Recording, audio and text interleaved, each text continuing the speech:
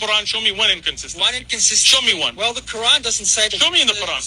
No. Show me in the Quran an inconsistency between the Quran, not between the Bible. All right, let's look at 3 contradictions in the Quran. So Surah 35:18 is very clear that no soul burdened with sin will bear the burden of another, not even their closest relative.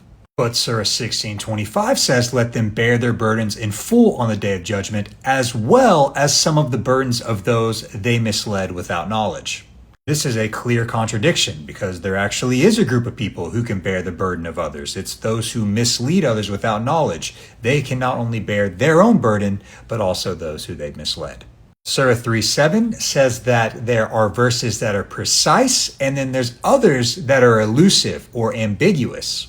However, Surah 41:3 implies that the Quran is a book whose verses are perfectly explained. Period. So which one is it? Are all of the verses perfectly explained, like in Surah 41:3? Or are some ambiguous, like in Surah 3:7? This one I find really fascinating. Surah 6:101 says this, how could he have children when he has no mate, referring to God? So this implies he would need a mate in order to have a child. Yet Mary asks him the same question in Surah 19, how is she going to have a child without a mate? But Allah lets her know that it's actually very easy for him to give her a child without a mate.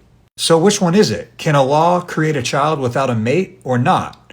Or can he only do it for others but not himself? To make things even weirder, Surah 39:4 implies that he could have a child if he wanted to. However, the verse seems to state an offspring coming more of like an adoption, that he would choose from what he's already created to be his offspring. So he could have offspring, but he'd have to adopt it because he doesn't have a mate, so he couldn't make an actual offspring. But he could make an actual offspring for somebody else who doesn't have a mate.